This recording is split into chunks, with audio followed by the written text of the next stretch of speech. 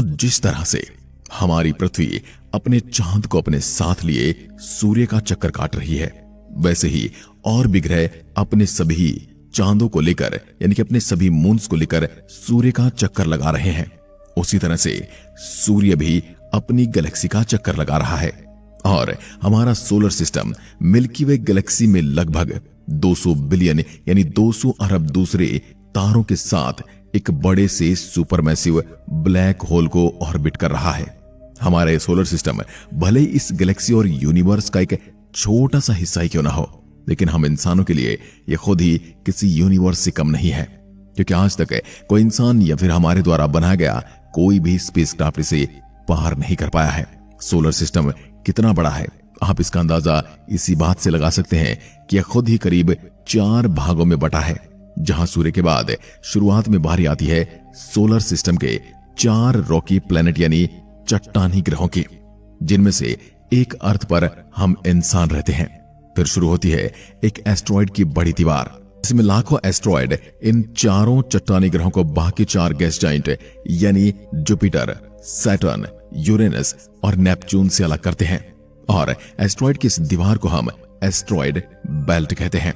लेकिन इन gas joint के बाद एक और एस्ट्रॉयड की दीवार शुरू होती है जिसे हम कुइपर बेल्ट कहते हैं, जिसमें कुछ सेंटीमीटर से लेकर कई हजार किलोमीटर बड़े एस्ट्रॉयड लगातार सूरज को ऑर्बिट करते आ रहे हैं और ये हमारे सोलर सिस्टम में सभी 8 ग्रहों और सोलर सिस्टम के आखिरी भाग कहे जाने वाले ओट क्लाउड को अलग करते हैं।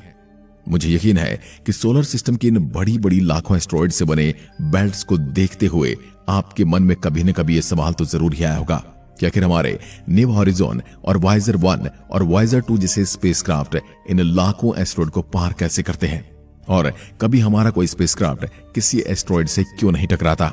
तो दोस्तों, आज के इस वीडियो में हम आपको आपके इसी सवाल का जवाब देने वाले हैं, जिसमें हम आज डिटेल में समझेंगे कि कैसे स्पेसक्राफ्ट कोई एस्ट्रॉयड या एस्ट्रॉयड बेल्ट या कुइपर बेल्ट के लाखों एस्ट्रॉयड से बचकर अपने मिशन को कंप्लीट करते हैं और आखिर इस पूरे सफर में कौन कौन सी टेक्नोलॉजी होती है जो स्पेसक्राफ्ट को एस्ट्रॉयड कॉलिजन से बचाती है।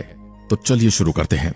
जब आप कोई हॉलीवुड या बॉलीवुड साइंस फिक्शन मूवी देखते हैं, इनमें यह देखते हैं कि किस तरह उनका स्पेसक्राफ्ट एस्ट्रॉयड से बचता बचता निकलता है। हालांकि ऐसा कुछ भी नहीं होता।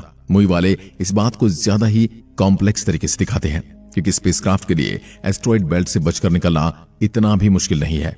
और ऐसा मैं जो कह रहा हूं, इसको जानने के लिए हमें एस्ट्रॉयड और एस्ट्रॉयड बेल्ट के बारे में जानना पड़ेगा। एस्ट्रॉयड को सबसे पहले स्पॉट करने वाले व्यक्ति का नाम था गियाजेपे पियाजी, जो एक इटालियन मैथमेटिशियन एंड एस्ट्रोनॉमर थे।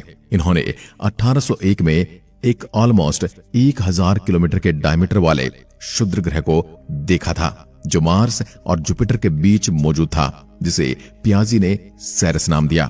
हाँ, वही सेरस जिसे आज हम एक ड्वार्फ प्लेनेट के नाम से जानते हैं, पर डिस्कवरी के समय इसे एक ग्रह माना गया था।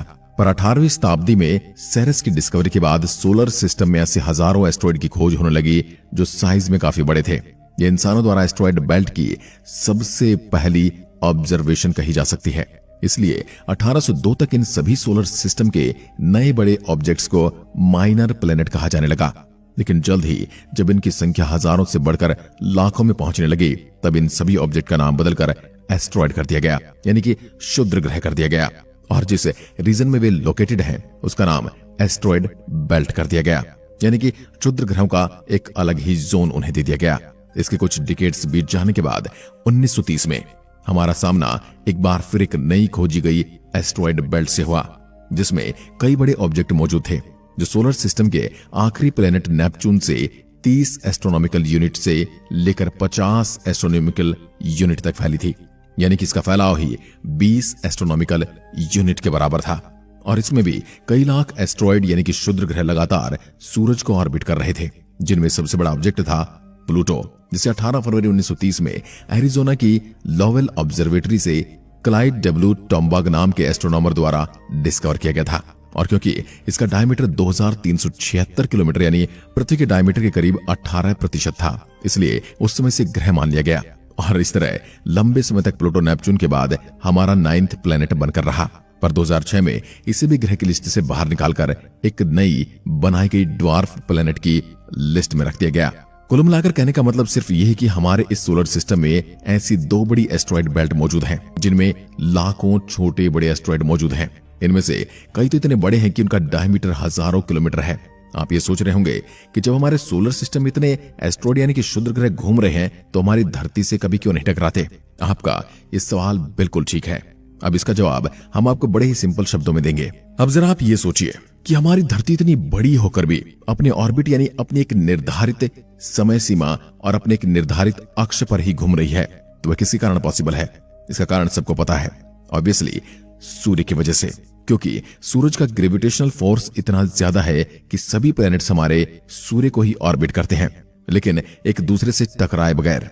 सब प्लैनेट की एक निश्चित ऑर्बिट यानी कि एक निश्चित दूरी है जिसके अंदर ही वह प्लैनेट सूर्य के चारों ओर घुमा करते हैं। और जैसे कि आप जानते हैं, एस्ट्रॉयड बेल्ट भी हमारे सोलर सिस्टम में ही है, इसलिए इन एस्ट्रॉयड बेल्ट के सभी एस्ट्रॉयड भी सूर्य की ग्रेविटी के कारण बिना एक दूसरे से टकराए अपने ही ऑर्बिट में घूमते रहते हैं। आपको जानकर हैरानी होगी कि एस्ट्रॉयड बेल्ट में कुछ एस्ट्रॉयड इतने बड़े हैं कि वैज्ञानिकों का मानना है अगर यह एस्ट्रॉयड एक साथ मिल गए तो एस्ट्रॉयड आपस में मिलकर एक प्लेनेट बना सकते हैं जो हमारे मून से थोड़ा ही छोटा होगा।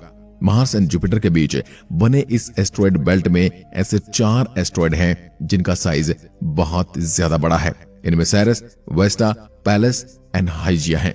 अब आपके मन में सवाल उठ रहा होगा कि क्या अभी तक कोई ऐसा मिशन हुआ है जिसने इन सभी एस्ट्रॉयड बेल्ट को क्रॉस किया हो? हाँ, बिल्कुल किया होगा, क्योंकि हम सालों से सोलर सिस्टम को एक्सप्लोर कर रहे हैं, इसके प्लैनेट्स और मून्स पर जीवन की तलाश कर रहे हैं। इसके लिए हमने पिछले कई दशकों में अब तक कितने ही सारे स्पेसक्राफ्ट सोलर सिस्टम में भेजे हैं।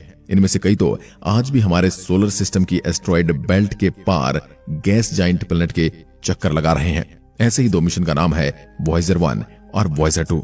इन दोनों स्पेसक्राफ्ट को नासा द्वारा बनाया गया है, जिन्हें अलग अलग टाइमिंग पर कैनेडी स्पेस सेंटर से लॉन्च किया गया था। इनका मेन मोटिव था सोलर सिस्टम को बाहर से जानना और आउटर प्लैनेट के बारे में भी जानकारी इकट्ठा करना। इस मिशन में पहले वॉयेजर 2 को 20 अगस्त 1977 में लॉन्च किया गया था और उसके बाद वॉयेजर 1 को 5 सितंबर 1977 को लॉन्च किया गया था। अब इन दोनों स्पेसक्राफ्ट को लॉन्च किया गया था तो वैज्ञानिकों की उम्मीद थी कि केवल 5 साल तक ही डेटा को अर्थ पर भेज पाएंगे, लेकिन आप हैरान हो जाओगे क्योंकि दोनों स्पेसक्राफ्ट आज भी काम कर रहे हैं और हमारे सोलर सिस्टम का एक वैल्यूएबल डेटा लगातार हमें भेज रहे हैं।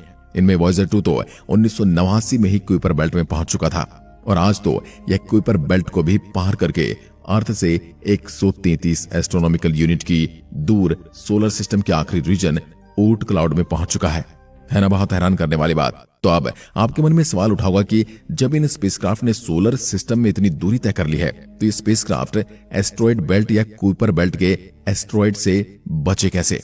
इसका बहुत ही सिंपल सा जवाब है कि जैसे आपको मूवी में दिखाते कि एस्ट्रॉयड एक दूसरे से कितना करीब है, ऐसा लगता है कि सभी आपस में टकरा जाएंगे। ऐसा बिल्कुल भी नहीं है।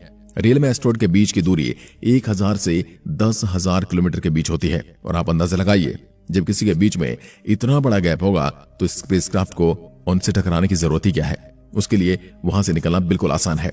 अभी तो मैंने यहाँ पर केवल 10,000 किलोमीटर कहा, जबकि कुइपर बेल्ट में तो एस्ट्रॉयड और भी ज्यादा दूरी पर होते हैं, जैसे 10,000 से लगभग कई लाख किलोमीटर दूर। तब आप ही बताइए कि स्पेसक्राफ्ट इन एस्ट्रॉयड से कैसे टकरा सकते हैं? चलो बाय चांस हमने मान भी लिया कि कोई एस्ट्रॉयड यानी क्षुद्र ग्रह स्पेसक्राफ्ट के सामने आ भी गया तो उसे स्पेसक्राफ्ट का क्या होगा?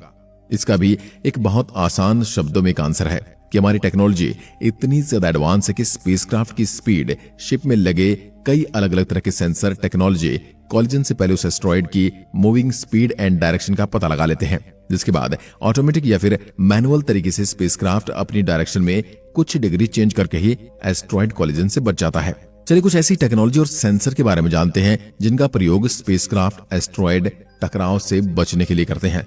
Number 1, navigation and guidance. किसी भी स्पेसक्राफ्ट को बिना किसी एस्ट्रॉयड से टकराए पास करने के लिए नेविगेशन और गाइडेंस सिस्टम बहुत जरूरी एलिमेंट होता है। इस सिस्टम के अंदर स्पेसक्राफ्ट के बहुत सारे सेंसर, इंस्ट्रूमेंट्स और सॉफ्टवेयर को लगाया जाता है, जिनकी मदद से स्पेसक्राफ्ट की पोजीशन, स्पीड और डायरेक्शन को रियल टाइम मेजर किया जाता है। वही सेंसर की वजह से स्पेसक्राफ्ट के पाथ में आने वाली प्रॉब्लम्स को मैथमेटिक कैलकुलेशन से प्रेडिक्ट करके उसकी ट्रेजेक्टरी को टाइम टू टाइम चेंज किया जाता है, जिससे वह क्षुद्र ग्रह और दूसरे स्पेस ऑब्जेक्ट से टकराने से बच जाता है।